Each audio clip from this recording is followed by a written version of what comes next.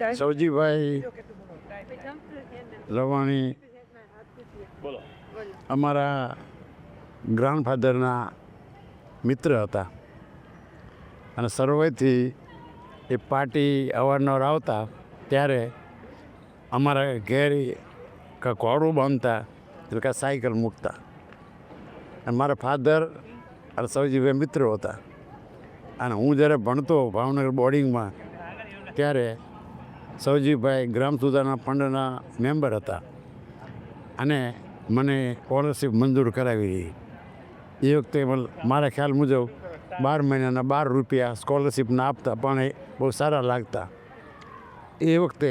ત્યારબાદ સૌજીભાઈને ધીરે ધીરે હું ભાવનગર ગયો અને ત્યાંથી અમદાવાદ ગયો લો કોલેજ કરવા.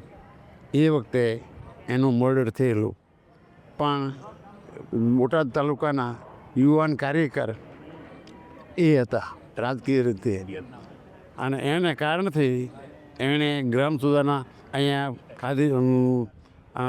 ખરીદ વિતરણ સંઘ નામની સંસ્થા જે ખેડૂતોની છે એની અંદર ઉચાપત થયેલી અને એ ઉચાપત સૌજીભાઈએ પકડેલી અને એના કારણથી એની ઉપર દાજ રાખીને એનું રાજકીય રીતે મર્ડર થયેલું.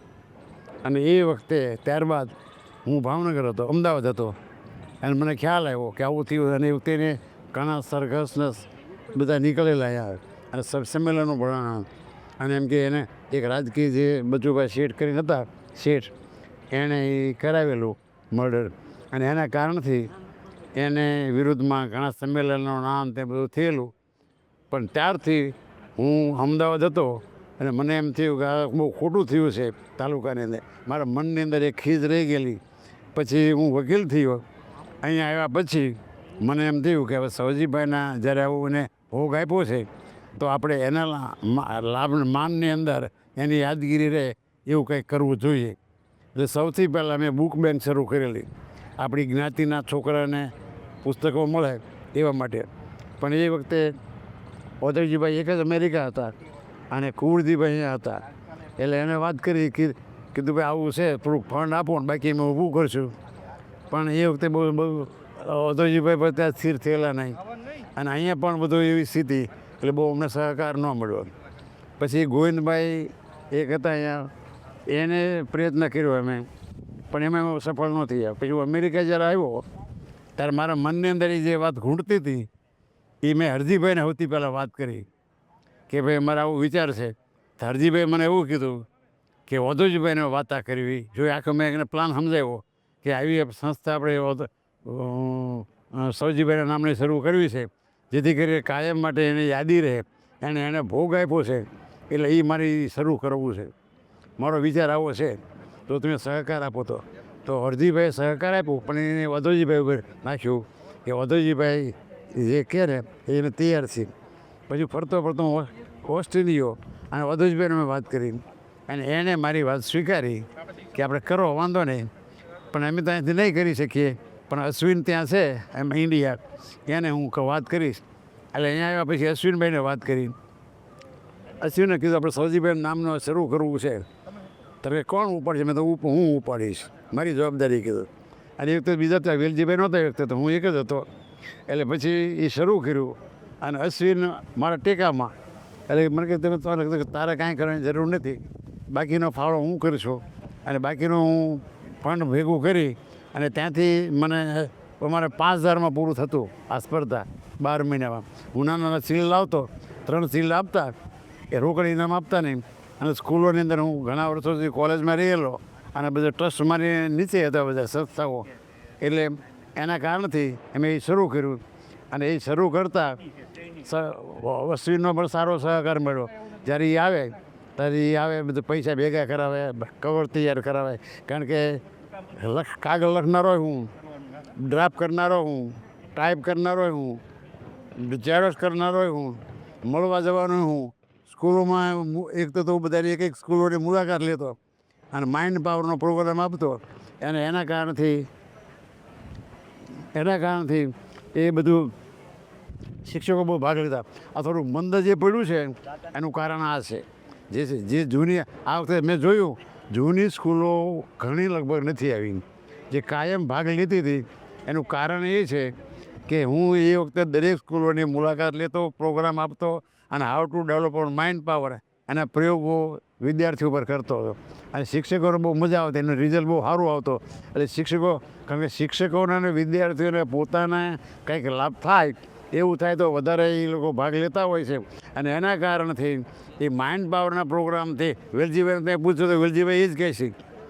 તમે ભાઈને પૂછો, રમણીકભાઈને, તો એ કહે છે કે આપણે એ પ્રોગ્રામ બંધ કર્યો છે ને એટલે શિક્ષકો એમ કે આપણે છોકરાને કંઈ ફાયદો થતો નથી, એટલે હું કામ જવું, એટલે જૂના એટલે નથી આવતા. એનું કારણ આ છે મુખ્ય મુદ્દો.